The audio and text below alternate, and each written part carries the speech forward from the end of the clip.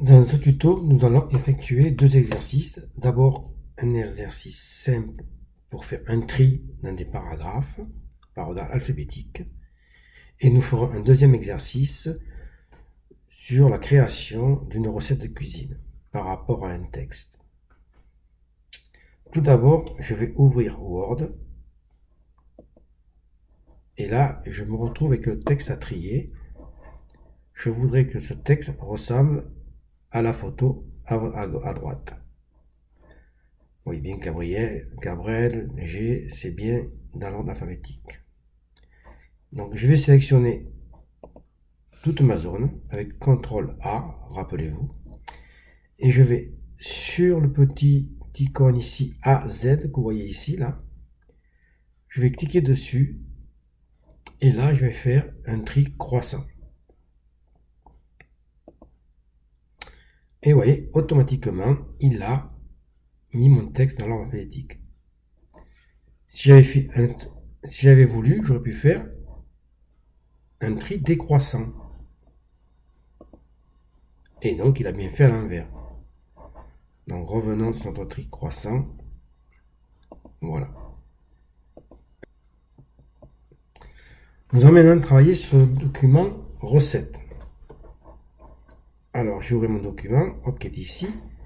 J'ai ici un texte qui est simplement tapé à la machine normale.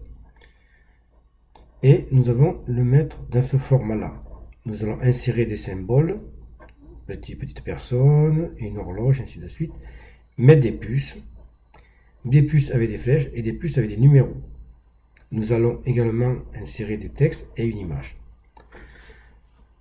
Première étape, nous allons nous occuper du titre. Donc je sélectionne mon titre. Je vous rappelle que c'est bien de faire comme ceci, mais c'est plus simple de se mettre avec la flèche devant et on sélectionne le texte. Vous voyez, ma flèche est devant et ça va sélectionner mon texte.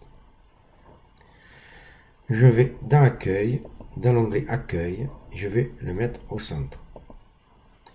Et maintenant, je vais pouvoir l'agrandir. Alors là, vous faites comme vous voulez, c'est juste un test. Vous mettez la police que vous voulez.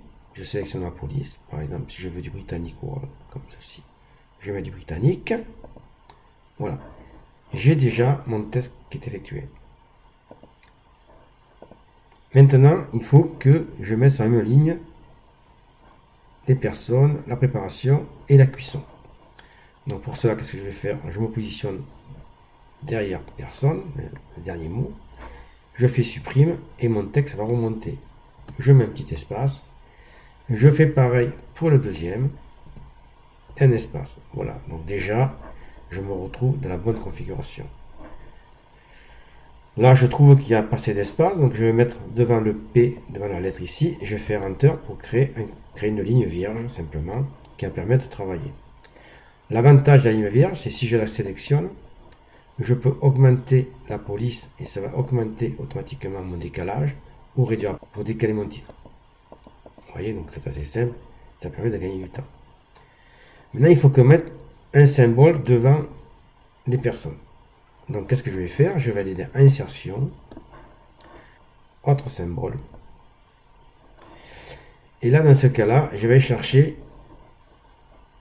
la police qui s'appelle WebDing. Vous voyez, c'est WebDing. Et là, en me déplaçant, je vais trouver mon petit symbole de petit bonhomme. Voilà, je fais ça, je fais insérer. Il y en avait deux, donc je refais insérer directement et on met les deux. Je garde ma fenêtre ouverte, c'est pas gênant. Je vais venir ici sur préparation, devant le P de préparation.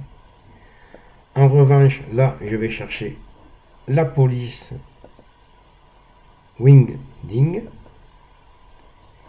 Et là, je vais chercher mon horloge, pareil. Alors, il y a plusieurs moyens, mais en fait, là, c'est la plus simple. Je vais mettre mon horloge qui est ici. Alors, je mets n'importe laquelle, il n'y a pas d'importance. Je mets devant la cuisson. Je me remets là. Voilà, mon curseur est bien positionné. Et je fais insérer. Voilà. Là, vous allez remarquer que de suite, on a fait exactement la même chose. Ici, même opération que sur le titre, je vais créer une ligne vierge, comme ceci, que je vais sélectionner et la réduire un petit peu. Voilà, comme ça c'est beaucoup plus propre.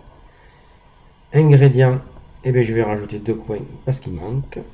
Et je vais faire ici, je vais faire comme ceci. Soit je vais cliquer sur ici pour le mettre en gras, ou soit la touche CTRL G. Et je vais augmenter un petit peu ma police. Je vais la mettre en 16. Voilà. Maintenant, il faut que je mette les puces flèches sur les 4 ingrédients. Donc je vais dans puce, je choisis ma puce simplement, elle est là, je la sélectionne et je la mets. Donc vous allez me dire que la puce n'est pas bien positionnée parce qu'elle n'est pas forcément à la même position que sur le dessin.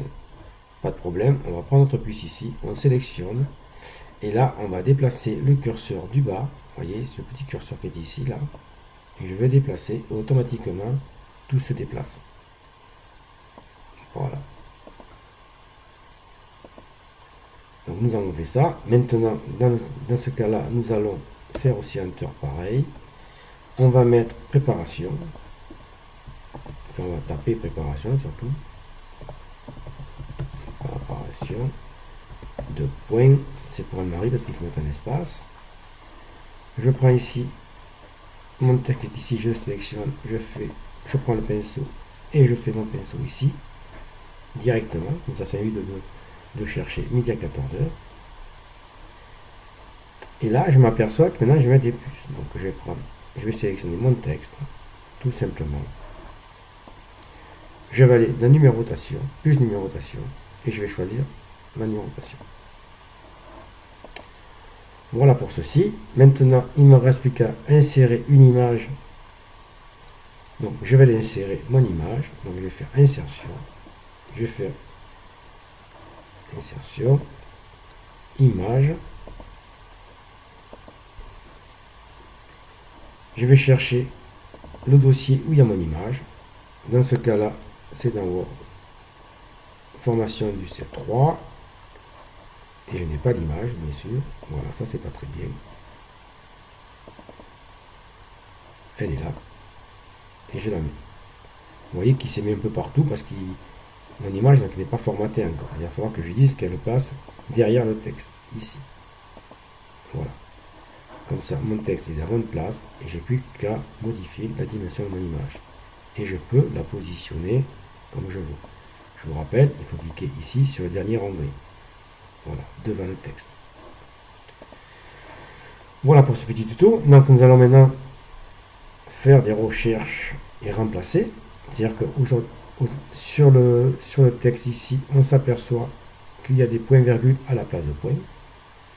Donc je vais faire remplacer ici, ou CTRL H pour ceux qui savent. Je vais taper mon point-virgule et je vais faire remplacer par un point. Et je fais remplacer tout. Donc il a fait remplacement. Je ferme ma fenêtre. Et là, il avait mis des points. Donc on s'aperçoit qu'il y a des fautes d'orthographe ou des... Donc qu'est-ce que je vais faire? Et bien là, je vais aller dans... Je vais faire directement F7 qui va m'ouvrir la correction orthographique.